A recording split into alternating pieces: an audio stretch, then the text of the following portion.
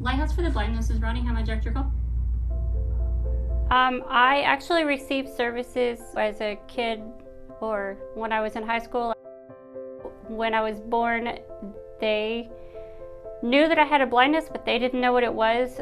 So at 3 days old, my mom opted to take me home and then bring me back. So they did exploratory surgery. They tested for glaucoma. They thought maybe it was just something that developed in the eyes. And so essentially they just said, well, it's just because. So it's really just a mystery. They have no idea. But I did things that, that were average. I played, with my two brothers, and we had a lot of property, so we just go out playing and doing different things out there. I didn't let it define me.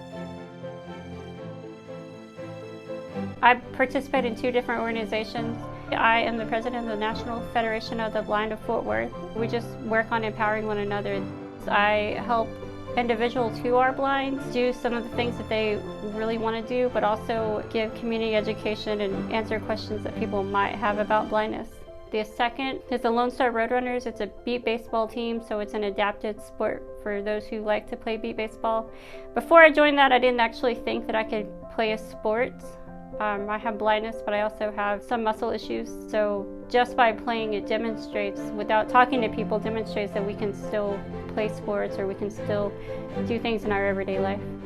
So you have a degree of calls. They're calling for services. I mean, it's hard to accept blindness.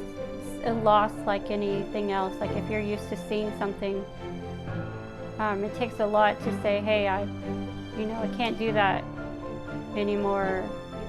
Having someone ask you a question and just being able to answer it and having them leave with hope, discovering just different resources or seeing different technologies that they didn't know existed, just kind of finding the answers that they've been looking for. It makes me feel really good just to know that someone who might feel stuck isn't actually stuck. I'm Ronnie Bellomy, and I work for the Lighthouse for the Blind of Fort Worth.